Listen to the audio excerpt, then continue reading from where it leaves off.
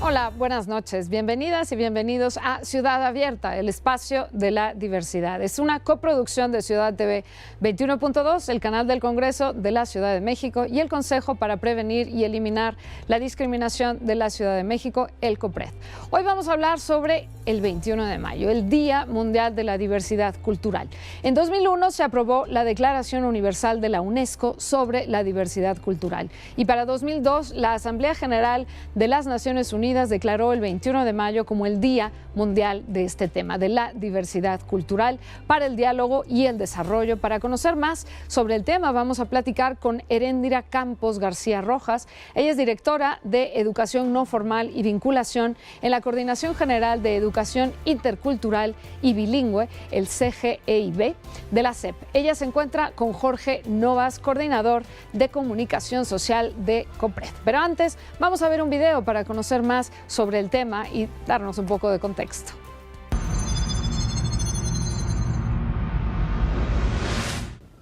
Voilà les 5 doigts là, ils ne sont pas égaux. C'est comme ça.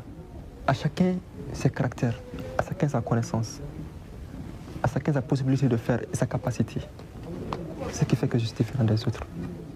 La dumpota nyolombelona tokony fototra ihany fa misampatsapana any donc tokony fankaty zany dia fanampy. Ce que je donnerais comme message aux gens de la planète, c'est de comprendre que nous sommes une seule famille. Et les 5 continents ne sont que les 5 doigts d'une seule main. Because we are different, and that's the beauty. I used to say it, it's like the rainbow. It's all the colors should be in this earth. Que no es necesario que todos pensemos iguales, que la diversidad existe y que es necesario el respeto. On peut s'entendre avec les échanges, les brassages, les échanges des idées, de culture, on pourra s'entendre. Et ce qu'il faut. Il faut qu'il y ait le contact entre les hommes. Il faut le contact entre les cultures. Et que partout on prenne les meilleurs dans les cultures et on s'entend. Je pense que le plus grand conflit de ce siècle, le plus grand conflit du moment en fait, c'est que les gens des cultures différentes, des races différentes, des religions différentes refusent tout simplement d'accepter l'autre et surtout de l'aimer, de penser que c'est ton frère ou c'est ta sœur. ¿Os sentís parte de la humanidad? Si os sentís parte de la humanidad, ¿os sentís hermano mío? Y si os sentís hermano mío, ¿me queréis? Entonces yo os devuelvo la pregunta y os digo. Así es, amigas y amigos, ya estamos en Ciudad Abierta. Muchísimas gracias por continuar con nosotros en El Ombligo de la Luna y ahora en Ciudad Abierta. Y ahora vamos a platicar sobre diversidad cultural en el marco del 21 de mayo que se conmemora el Día de la Diversidad Cultural. Y para eso está con nosotros Heréndira Campos. Muchísimas gracias por acompañarnos, Heréndira, para hablar sobre este tema muy interesante, porque muchas veces no sabemos y hablamos de diversidad, pero hablamos de diversidad de las personas, no como tal de diversidad cultural. ¿Nos podrías primero dar como un contexto de qué es la CGEIB, de dónde perteneces, que es una institución de la SEP? Claro que sí. Bueno, pues buenas tardes, Jorge. Buenas tardes a todos. Gracias por la invitación.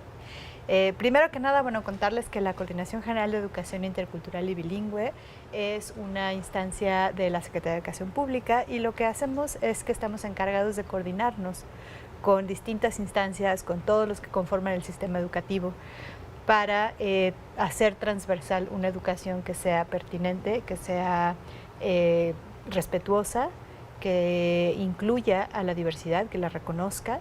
Y en ese sentido, pues lo que hacemos es que nos movemos con distintos sectores y trabajamos justo por eso, ¿no? Porque la educación sea el espacio privilegiado en donde podamos reconocer a la diversidad y que la educación, ninguna educación puede ser de calidad, sino parte de ser primero pertinente para el educando, ¿no? ¿Cómo promovemos la diversidad cultural? Ahora sí, ya entrando un poco en la materia. ¿Cómo la promovemos? Bueno, primero creo que lo que hay que hacer es reconocerla, ¿no? Okay. El primer paso es reconocer y es un tema relacional, ¿no? Primero habría que poder reconocer quién soy yo, quiénes son las personas que me rodean, cuál es nuestra cultura, cuál es nuestra identidad, cómo nos conformamos en el tiempo, en el espacio, cuáles son nuestras formas de vivir, de hacer, de estar, de nombrar.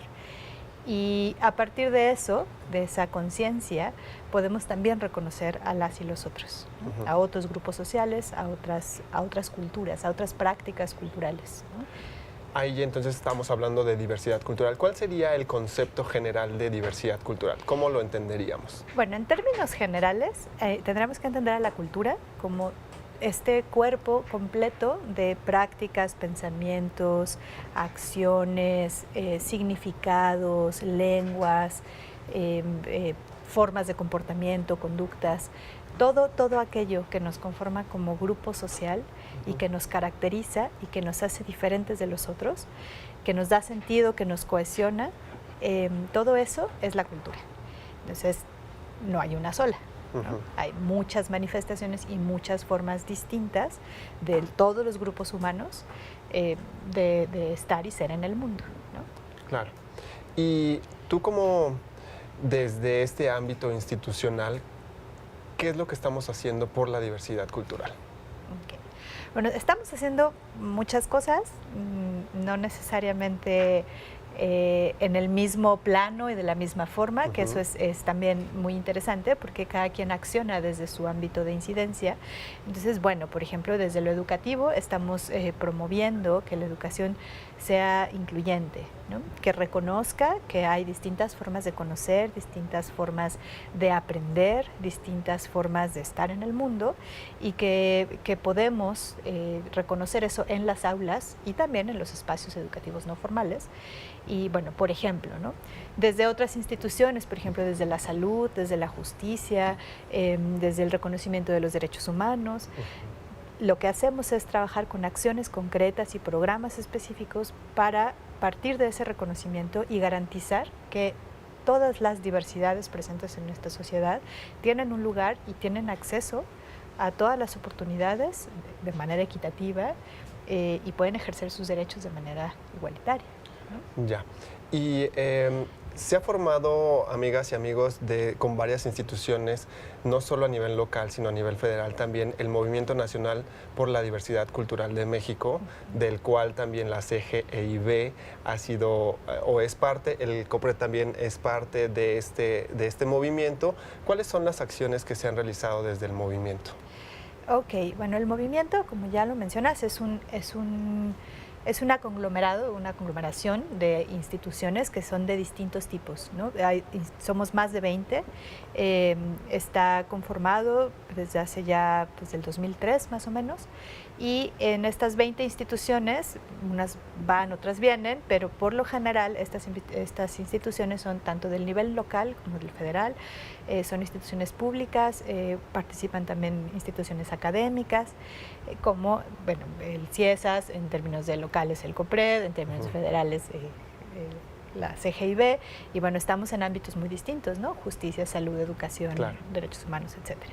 Y bueno, la intención del movimiento ha sido sumar esfuerzos para que las agendas individuales o particulares de cada institución puedan sumar acciones por la diversidad cultural en un conglomerado mucho más amplio que solo el sector en el que nos encontramos, y entonces hacer una incidencia más amplia, ¿no? En realidad es una asociación de instituciones que de buena voluntad quieren sumar esfuerzos. Y de suma de acciones, de buenas prácticas a favor de la diversidad cultural, ¿no? Efectivamente. ¿Cuál es la importancia de este día? O sea, ¿por qué lo conmemoramos? ¿Por qué en México lo adoptamos y conmemoramos a la diversidad cultural? Bueno, en México, bueno, el día es importante porque nombra, ¿no? Nombra un día, establece un momento específico para hacer una pausa y reconocer a la diversidad. Lo que no se nombra no existe, ¿no? Exacto. Entonces, de ahí, de entrada, está la importancia. En segundo lugar, bueno, México es un país megadiverso, y megadiverso en términos de diversidad, biodiversidad, y también en términos de diversidad cultural y de diversidad social, ¿no? Entonces, es importante que en México nos detengamos a mirarnos y a reconocernos como esta multiplicidad de formas, ¿no? que nos conforman como un país, y que esto nos ayude a reflexionar. Creo que al final de cuentas reflexionar sobre la diversidad es reflexionar sobre la riqueza. Sí, puede ser una fuente de diferenciación y de conflicto, claro, no es de color de rosa, ¿no? Pero sobre todo es una fuente de riqueza. Claro. Seguimos platicando en un momentito más, vamos a un corte comercial, amigas y amigos, y en un momento regresamos.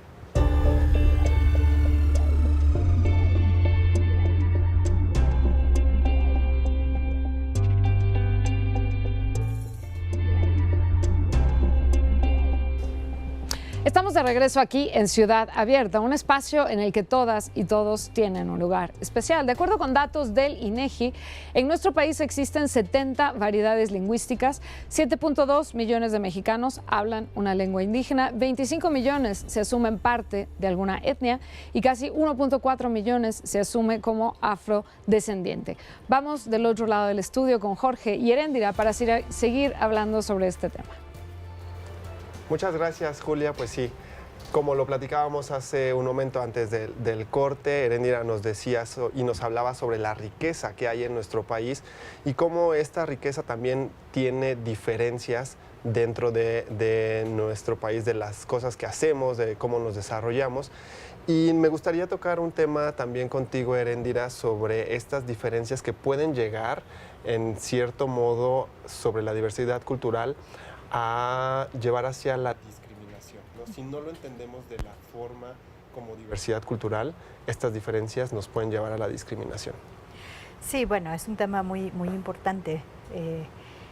Por supuesto, cuando nosotros no comprendemos a la diversidad, no la conocemos y no tenemos un acercamiento a ella desde un lugar de reconocer, respetar, de realmente querer conocer a ese otro o esa otra, ¿no?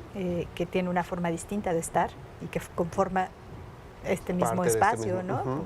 Por parte de mi propia sociedad, podemos no tener conciencia de que ese otro tiene el mismo derecho que yo, forma parte de esta nación igual que yo, y ahí podemos incurrir en acciones o en conductas que finalmente excluyan, discriminen o que se tornen en violencia, ¿no?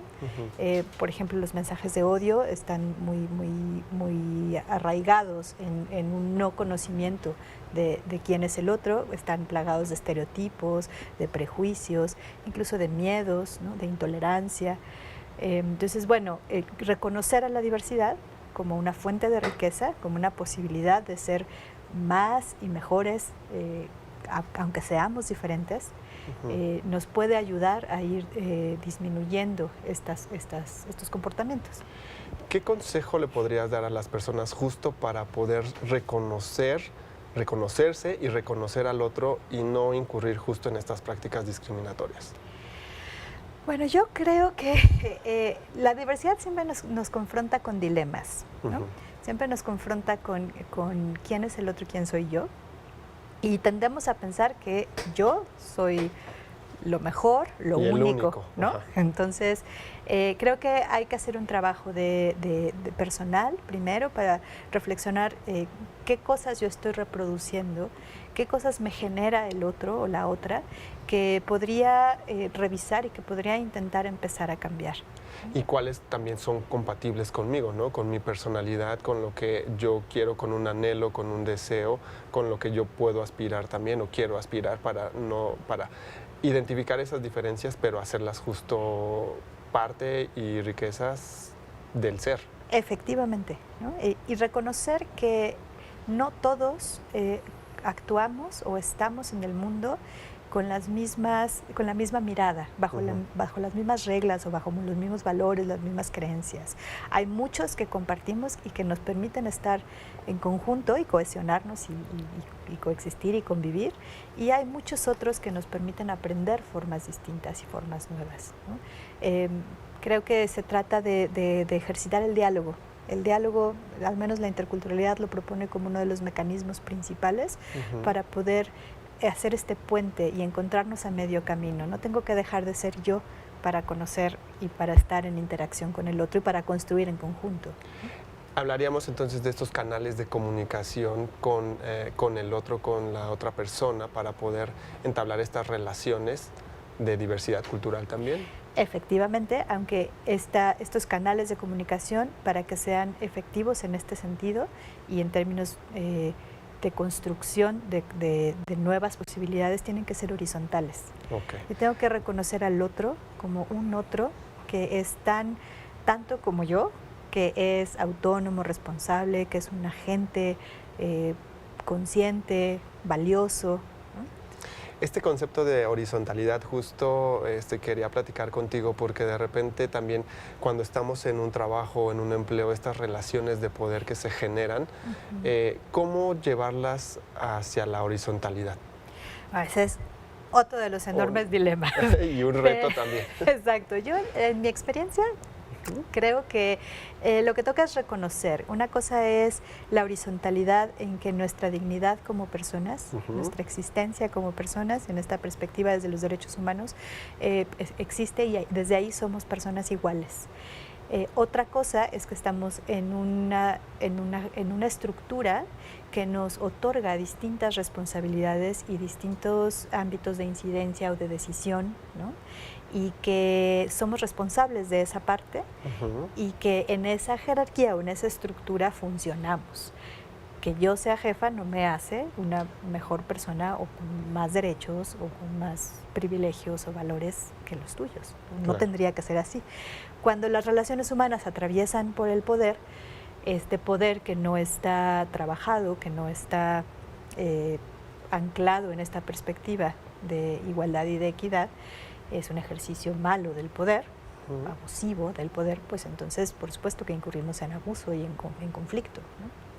Hace un rato veíamos también unos datos sobre cuántas personas tenían una lengua indígena en nuestro país, y desde la parte de educación no formal y de educación, bueno, básicamente de educación, que es lo que ven con ustedes, ¿cómo podemos aplicar medidas afirmativas para poder hacer llegar la información a todas las personas sobre diversidad cultural en temas indígenas, temas afrodescendientes o en algún otro? Bueno, hay acciones muy concretas que se han desarrollado y que se tienen que seguir llevando a cabo.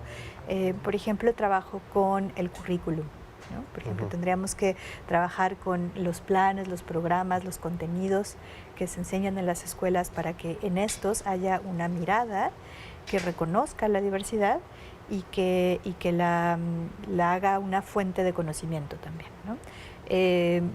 Por ejemplo, trabajar sobre las lenguas indígenas, seguir trabajando sobre la educación que pueda impartirse de acuerdo de la zona en donde se encuentran las personas. E ir pagando, ¿no?, la deuda histórica que tenemos con las personas indígenas. Efectivamente. ¿No? Pues, Erendira, muchísimas gracias. La verdad es que este tema es bien interesante y nos quedó muy corto el tiempo para seguir platicando, pero te agradecemos mucho haber estado aquí en Ciudad Abierta. Muchas gracias. Amigas y amigos, vamos con Julia. Muchísimas gracias por acompañarnos. Así llegamos al final de esta emisión. Ciudad Abierta es una coproducción de Ciudad TV 21.2, el canal del Congreso de la Ciudad de México, con el Consejo para Prevenir y Eliminar la Discriminación de la Ciudad de México, el COPRED. Nos vemos el próximo miércoles a partir de las 7:30 de la noche aquí para una nueva emisión de Ciudad Abierta, y nos vemos mañana a las 5 de la tarde con El Ombligo de la Luna. Hasta entonces.